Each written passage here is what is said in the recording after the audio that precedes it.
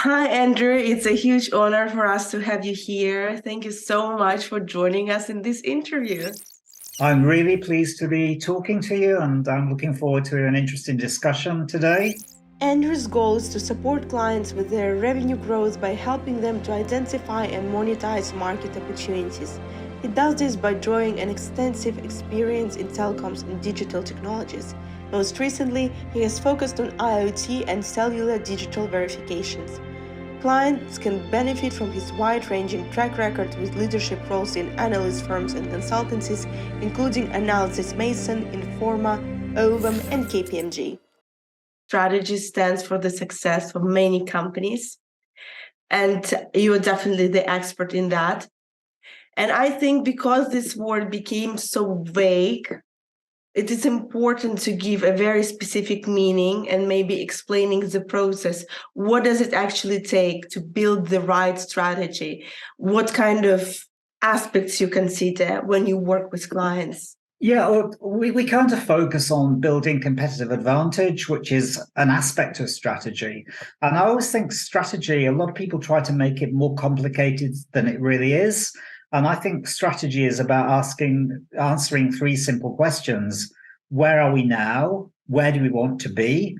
And how do we get there? And that kind of boils it down. And you can pay companies, some of the top management consultancies, a lot of money to tell you these things. Mm-hmm. And strategy is often quite easy, and there are many things that a company wants to do beyond sort of increasing revenue and reducing costs. And of course, we see these nice matrices of moving into new markets, developing new products. And TecFutures is focusing on the interplay between what enterprises want and what suppliers are offering. And often we find they don't speak the same language. So we like to position ourselves as understanding the enterprise and getting the suppliers to speak the same language as the enterprise, because we see lots of technical offers coming through. We sort of see things like 5G, and they list a number of features and attributes, but that's not really what the enterprise wants. The enterprise is solving strategic problems and operational problems for themselves.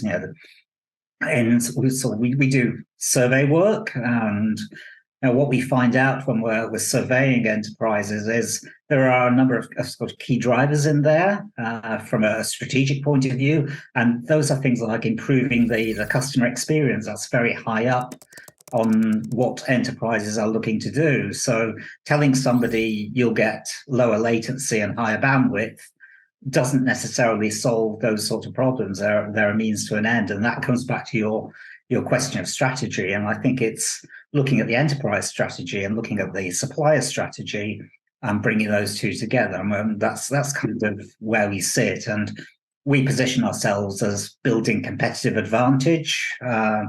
So we want to help enterprises understand what the technology options available to them are. And from the supplier point of view, we want to find opportunities for them. So whether it's expanding into new geographical markets or going beyond some of the existing vertical markets that they work in, that's kind of where we are positioning ourselves. Yeah, when you say improving customer experience, and I think it's a very key term, what kind of problems do you usually notice when you work with clients? Maybe some key aspects that companies forget. Yeah, I think with technology, the business have a need. They want to operate more efficiently, more cost effectively. And technology is one of the ways of doing this. And we see a vast array of technologies. And as I said, I'm predominantly on the mobile side of things. But you can see things coming along like artificial intelligence, blockchain, virtual reality, augmented reality, digital twins, all these sorts of technologies. And it's kind of translating those for the enterprise to be able to use those technologies to create business advantage and to improve their customer experience. And what we tend to find now, particularly on the IoT side of things, is that it's a massive undertaking. It has impacts in quite a few of the areas of the enterprise. So They might be looking at improving workflow, for example, on a production line, but the introducing IoT has a major impact on their existing legacy systems and on their processes and on their IT systems. And it's a huge undertaking. And, we kind of see the headline numbers. I was looking at a forecast only this morning, and there are probably 13 billion of these IoT devices out there at the moment, and that's set to rise to